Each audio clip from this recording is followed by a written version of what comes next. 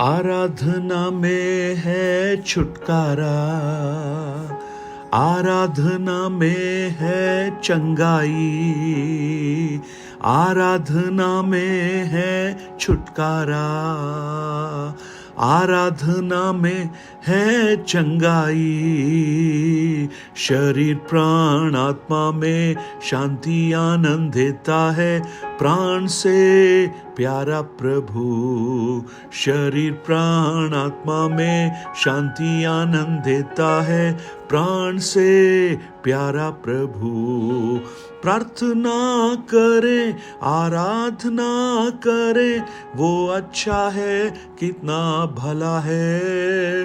Hallelujah. प्रार्थना करें, आराधना करें, वो अच्छा है, कितना भला है। छुटकारा पाए हमेशा, हमेशा छुटकारा पाए हमेशा। Good morning, praise the Lord. दिन की शुरुआत परमेश्वर के वचन के साथ। मैं पास्टर राजकुमार एक बार फिर आप सब प्रिय भाई बहनों का आज इस प्रातःकालीन वचन मनन में स्वागत करता हूं। जैसा इस गीत में हमने गाया, प्रार्थना करो, आराधना करो, क्योंकि प्रार्थना और आराधना में छुटकारा है, चंगाई है। मैं आपका ध्यान प्रेरितों की पुस्तक उसका 16 अध्याय उसके चंद वचनों की ओर लाना चाहूंगा। उसके 22 वचन से लेकर जब हम पढ़ते हैं, हमें बहुत सी बातें समझ में आती है। हम देखें उस वचन को, समझने की कोशिश करें। तब भीड़ के लोग उनके विरोध में इकट्ठे होकर चढ़ाए और हाकिमों ने उनके कपड़े फाड़कर उतार डाले और उन्हें बैंत मारने की आज्ञा दी और बहुत बैंत लगवाकर बंदीगृह में डाला और दरोगा को आज्ञा दी कि उन्हें चौकसी से रखे। उसने ऐसी आज्ञा पाकर उन्हें भीतर की कोठरी में रखा और उनके पांव काठ में ठोक दिए। आधी रात के लगभग पौलुस और शीलास प्रार्थना करते हुए परमेश्वर के भजन गा रहे थे और बंधुए उनकी सुन रहे थे कि इतने में एकाएक बड़ा भूईडोल हुआ और यहां तक कि बंदीगृह की नींव हिल गई और तुरंत सबके द्वार खुल गए और सबके बंधन खुल गए। वाह, प्रेज द लॉर्ड। आप देखिएगा, परमेश्वर के भक्तों को देखिए, क्या हालत है उनकी। अरे, उन्होंने कुछ ऐसा गलत नहीं किया, लेकिन लोगों ने क्या किया? उनको पकड़ा, उनके कपड़े उतार दिए, उनको बैंतों से मारा। कितना मारा मालूम नहीं, और उसके बाद भी छोड़ा नहीं, बंदीगृह में डाल दिया और यह भी कहा कि इनका ध्यान रखना। इसलिए दरोगा ने क्या किया? सबसे भीतर की कोठरी में रखा, डार्केस्ट ऑफ डार्क। और इतना सिर्फ नहीं, उनके पैरों को भी काट से ठोक दिया। आप कल्पना कीजिए, परमेश्वर के भक्त जो परमेश्वर के कार्यों को कर रहे हैं, उनके साथ अगर ऐसी घटना होती है तो वो क्या प्रतिक्रिया देंगे? आपके साथ अगर होती है तो आप क्या देंगे? शायद ऐसी परिस्थिति में ना भी आए, इससे तो बहुत कम परिस्थिति हो तो भी हम शिकायत का पुलिंदा लेकर रखते हैं। प्रभु हमारी सुनता नहीं है, उसको हमारा ख्याल नहीं है, वो हमसे प्रेम नहीं करता, वो तो देखो उससे करता है, इससे करता है। शिकायतें हमारे पास हैं। हम जब सब कुछ अच्छा चल रहा होता है तो हम आराधना करते हैं, हम खुश होते हैं, लोगों को गवाही देते हैं। लेकिन जब अच्छा नहीं चल रहा है, आर्थिक तंगी है, बीमारी है, भविष्य की आशंकाएं हैं, अब क्या होगा, बंधन जा नहीं रहे, ऐसी स्थिति में क्या करते हैं हम लोग? लेकिन देखिए, सच्चे भक्त हमें क्या सिखाते हैं। उस कारागृह के अंदर, उस बंदीगृह के अंदर, जो सबसे भीतर के कोठरी में वो पड़े हैं, और अभी रात भी हो गई है, आधी रात हो गई है, यानी वो कोठरी पहले ही डार्क है, अभी डार्केस्ट ऑफ डार्क बन गई है, रात का अंधेरा। उनको समझ में आ गया है, कोई उनको छुड़ाने वाला नहीं है, कोई बेल नहीं हो सकती, कोई व्यक्ति यहां आकर उनको छुड़ा नहीं सकता। लेकिन उनको एक चीज मालूम है, कोई तो छुड़ा सकता है। आपको भी मालूम होना चाहिए, आपकी परिस्थितियों में हो सकता है आपके मित्र आपका साथ ना दें, आपके रिश्तेदार आपके साथ खड़े ना हो पाए, यहां हो भी नहीं सकते क्योंकि वो जेल के अंदर है। अगर कोई खड़ा हो सकता है तो वो परमेश्वर है। और अगर आपका भरोसा है जैसे पौलुस और शीलास को था, तो आप भी अपनी परिस्थिति को भूलकर आराधना कीजिए, उसकी स्तुति कीजिए। अब आप देखिए, आधी रात के समय एक प्रेयर मीटिंग चल रहा है, वर्शिप मीटिंग चल रहा है। कौन है? साइलस और पौलुस। पैर बंधे हैं लेकिन मुंह तो खुला है ना। हम तो बोलेंगे प्रभु पहले पैर खोलो, उसके बाद हम आराधना करेंगे। अरे जो बंधा है उसको बंधा रहने दीजिए, जो खुला है उससे परमेश्वर की आराधना कीजिए। हालेलुया। आप उस अंधे बर्तिमाई को देखिए, मरकुस 10 अध्याय में। देख नहीं सकता है, आंखें नहीं है, लेकिन बोल तो सकता है।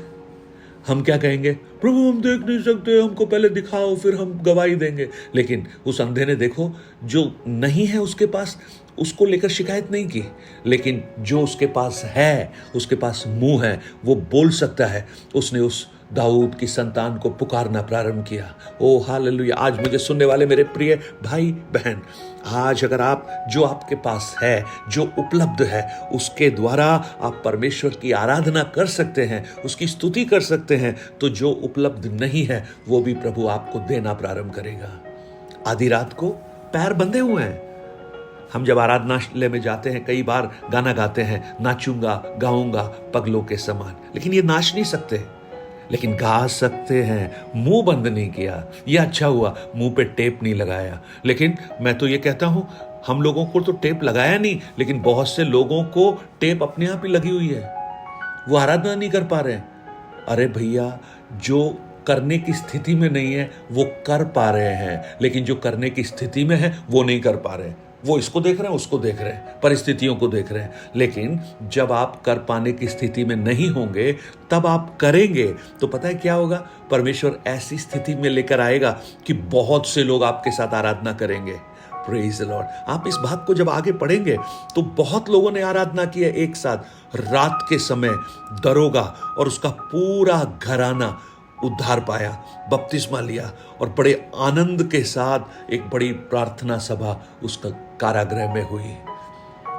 शिकायतों को भूलिए, जो प्रभु ने दिया है उसके लिए धन्यवाद कीजिए, आराधना कीजिए। और इन भक्तों के जीवन में, पौलुस और शीलास के जीवन से एक और बात हमें समझनी चाहिए। हमारी आराधना इस बात पर निर्भर नहीं करती कि हमारी शारीरिक अवस्था क्या है। आराधना निर्भर करती है परमेश्वर पर। हमारी अवस्था चाहे जो भी हो, लेकिन हम आराधना करेंगे। दाऊद क्या कहता है? मैं हर समय, हर परिस्थिति में उसका धन्यवाद करूंगा और उसकी स्तुति निरंतर मेरे मुख से होती रहेगी। अरे आप मुझे सिंहासन पर बैठाओ, वहां पर आराधना करूंगा। लोग बल्कि देखकर कहेंगे, पत्नी भी देखकर कहेगी, अरे ये राजा है, इसको ऐसे नाचने की क्या आवश्यकता है। लेकिन जिसके अंदर अगर इलेक्ट्रिक फायर चल रहा है ना, तो उसका एक प्रभाव बाहर दिखना शुरू होगा, और अंदर अगर फ्यूज है तो बाहर भी कुछ नहीं दिखेगा। दाऊद कहेगा, राजा के सिंहासन पर बैठाओ, मैं आराधना करूंगा। और यहां तक कि जंगल में भेज दो, रेगिस्तान में भेज दो, वहां भी मैं कहूंगा, मेरा मन जैसे हिरनी जल के लिए तरसती है, मेरा मन तेरा प्यासा है। रात के पहरों में, जंगल में, पहाड़ों में, जहां पर बिस्तर नहीं है, वो कहता है, रात में मैं बिछौनों पर पड़ा हुआ तेरी स्तुति करूंगा, तेरी आराधना करूंगा। आपका माइंड सेट क्या है प्रियो? आज क्या आप आराधना करने के लिए तैयार हैं? अगर आप आराधना करेंगे ना, तो पता है क्या होगा? दूसरे लोग सुनेंगे, सुनने दीजिए, क्योंकि उनके भी बंधन खुलेंगे आपकी आराधना के द्वारा। अरे इस आराधना में जो ताकत है, वो आपके बंधन सिर्फ नहीं, औरों के बंधन भी खुल जाएंगे। और देखिए, उससे पहले एक और बड़ा काम हुआ, भूडोल हुआ और बंदी गृह की नींव हिल गई। ओ हालेलुया। प्रभु की आत्मा आज क्या कहना चाहती है? अगर आपके जीवन में ऐसे बंधन है, ऐसी शहर पनाह है जिनकी नींव बहुत मजबूत है और जो सालों से आपको व्याकुल कर रही है, आपकी आशीषों से आपको रोक रही है, उसको हटाने का एक ही तरीका है, आराधना और स्तुति। यरीहो की शहर पनाह इजराइलियों को उनके वायदे के देश में पहुंचने से रोक रही है। आराधना किया, नींव हिल गई, परमेश्वर ने नींव को ही गिरा दिया। नींव गिराने का मतलब क्या है? नींव खत्म हुई तो सब कुछ खत्म हो गया। कई बार ऊपर से खत्म हो जाता है लेकिन नींव खत्म नहीं होती। लेकिन जब आप स्तुति आराधना करते हैं, नींव खत्म होना शुरू हो जाती है। ओ हालेलुया! आज नींवों को खत्म होने दीजिए, कुछ बंधन को खुलने दीजिए। औरों के बंधन सिर्फ नहीं, आपके बंधन भी खुलें और कुछ नींवें खत्म हो जाएं। हालेलुया! और एक आराधना का स्वर औरों के साथ गूंजना प्रारंभ हो जाए। स्वर्गीय पिता, आज के इस दिन के लिए धन्यवाद, इन वचनों के लिए धन्यवाद। हमारी आराधना परिस्थितियों पर निर्भर नहीं है लेकिन आप पर निर्भर है। हम आपके हाथों में अपने आप को सौंपते हैं। पौलुस और शिलास से आज हमने बहुत कुछ सीखा। हम भी आराधना करते हैं प्रभु जी, आपकी महिमा करते हैं। धन्यवाद, आपने इस प्रार्थना को सुना यीशु के नाम से।